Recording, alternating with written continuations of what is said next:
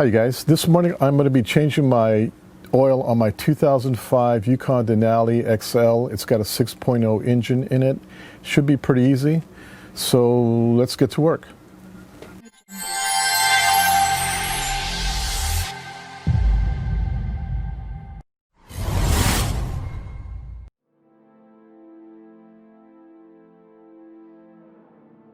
Okay, some of the things you're going to need.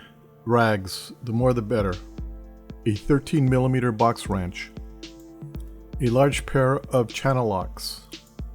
An oil filter. I know it's a Wix, please don't judge me. A large funnel. You're going to need two 5-quart containers of oil. I'm going ahead and using a Valvoline synthetic blend, a high mileage, a 530. So you're going to use one and part of the other. Okay, you're going to need something to catch the oil. I like this one because it's got a handle. It also has a pour spout, and you can do 2 oil changes or 3 oil changes if you got 3 small cars. When you're ready to use it, make sure you unscrew this yellow plug. You want to make sure that this vent is open too, otherwise the oil's going to bubble all over the place. I picked this one up at an AutoZone for about $6 about a year ago. When you're done with your oil change, just take it to AutoZone and they'll dump it for you. You can use a floor jack and jack up your car and put some jack stands under it, but I find these ramps a lot quicker. Just make sure you put it in park and put your parking brake on and chalk the back of your tires. If you got some gloves, put them on. And if you got a creeper, go ahead and pull it out. If you're messy like me, you'll probably want a big piece of cardboard just in case you spill.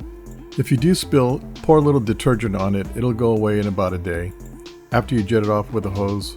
Okay, you're going to go on the passenger side and you're going to look for a yellow handle. That's your oil dipstick. Go ahead and pull it out. You can see how dirty the oil was. The next thing you're going to do is remove your oil cap. Your oil cap will say what kind of oil you're going to need to use. This one says 530 weight. This is where you're going to put the funnel in to put in your oil. Now that that's done, we can get under the truck. You're going to go all the way back to the engine. You're going to look for the oil plug.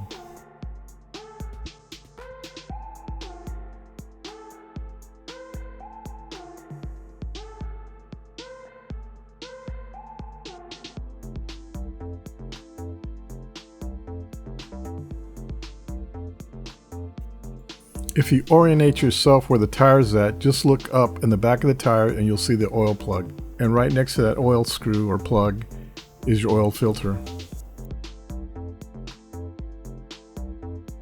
Okay, before you remove the oil plug, let's get your oil drain container into position. Make sure you unscrew the plug and make sure you unpop the vent so the oil won't be bubbling all over the place as it drains. Once you got it in position, take your 13mm wrench and use the box inside so you don't strip out the bolt and unscrew it slowly.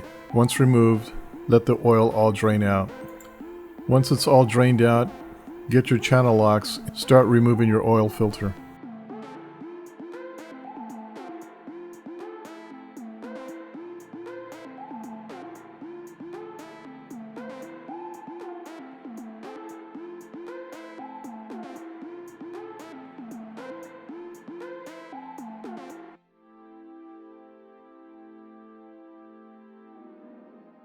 Once you have your oil filter removed, go ahead and put your new one back in. Rub a little oil on the gasket on the new filter and go ahead and screw it in by hand. Once you got it hand tight, give it a little more turns with the channel locks and you're good to go.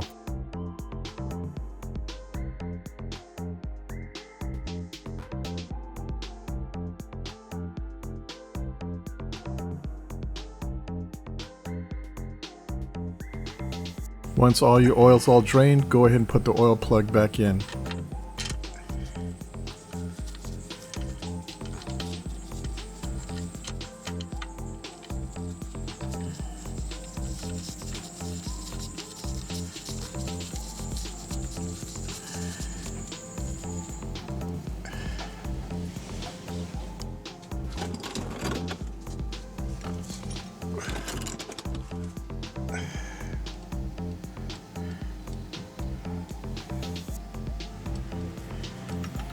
Don't over tighten your oil plug, just tighten it just enough. Just give it some good firm pressure.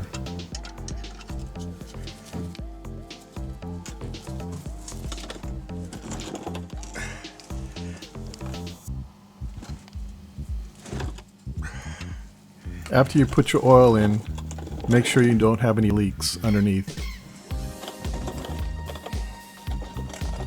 Okay, we're almost done. Let's put our funnel in and let's start putting our first container in.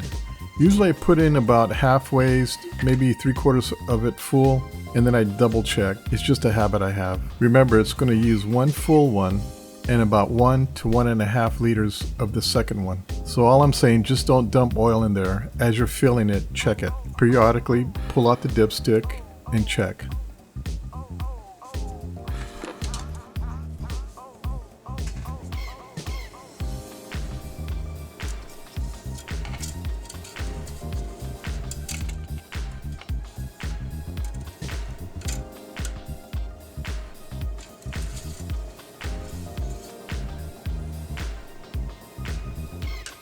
Okay, here's a close-up of my dipstick.